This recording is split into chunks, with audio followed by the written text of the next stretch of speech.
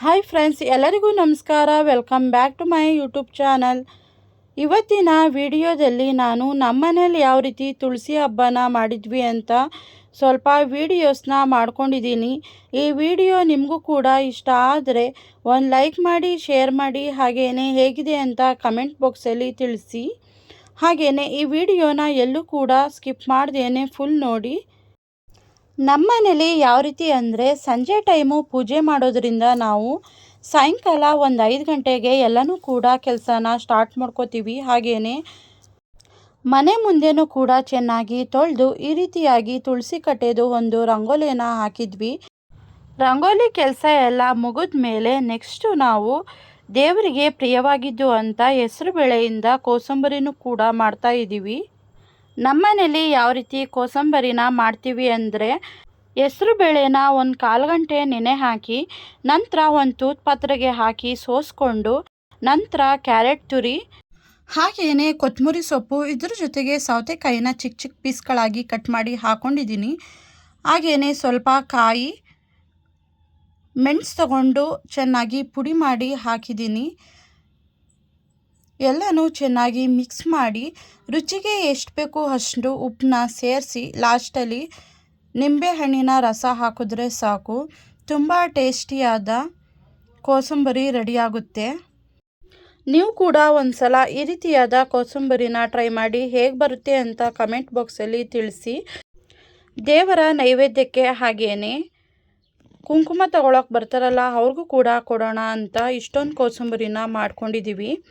ಕೋಸಂಬರಿ ಎಲ್ಲ ಮಾಡಿ ಆದಮೇಲೆ ನೆಕ್ಸ್ಟು ನಾವು ಪೂಜೆ ಮಾಡೋಣ ಅಂತ ಆಲ್ರೆಡಿ ತುಳಸಿ ಕಟ್ಟೆ ಎಲ್ಲ ತೊಳೆದು ಎಲ್ಲನೂ ಅಲಂಕಾರ ಎಲ್ಲ ಮಾಡಿ ಬಿಟ್ಟಿದ್ವಿ. ಎಲ್ಲ ಮಾಡಿ ಮುಗಿಸೋ ಅಷ್ಟರಲ್ಲಿ ಟೈಮು 1:30 ಅಷ್ಟಾಗಿತ್ತು. ಇವಾಗ ಪೂಜೆನೂ ಕೂಡ ಮಾಡ್ತಿದ್ದೀವಿ. ನೋಡ್ತಿರ್ಬೋದು ಯಾವ ರೀತಿ ತುಳಸಿ ಹಬ್ಬನ ಇವತ್ತು ನಮ್ಮನೇಲಿ ಆಚರಣೆ ಮಾಡ್ತಾ ಇದ್ದೀವಿ ಅಂತ.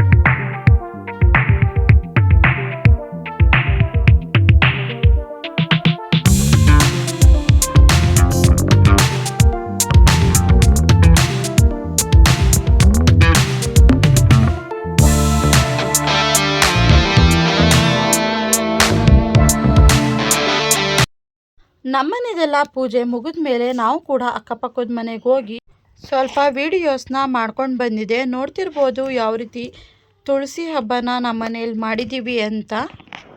ಈ ವಿಡಿಯೋ ನಿಮಗೇನಾದರೂ ಇಷ್ಟ ಆದರೆ ಒಂದು ಲೈಕ್ ಮಾಡಿ, ಶೇರ್ ಮಾಡಿ. ಹಾಗೆಯೇ ಪೂಜಿತಾ ಆರ್ಯನ್ ಯೂಟ್ಯೂಬ್ ಚಾನಲ್ನ ಇನ್ನು ಯಾರು ಸಬ್ಸ್ಕ್ರೈಬ್ ಮಾಡ್ಕೊಂಡಿಲ್ಲ ಅಂದರೆ ಸಬ್ಸ್ಕ್ರೈಬ್ ಮಾಡಿಕೊಂಡು ಹಾಗೆಯೇ ಸಪೋರ್ಟ್ ಮಾಡಿ. ಹಾಗೆಯೇ ಮುಂದೆ ಬರುವ ಹೆಚ್ಚು ವಿಡಿಯೋಗಳನ್ನು ನೋಡ್ತಾ ಇರಿ. Thank you for watching. Love you all.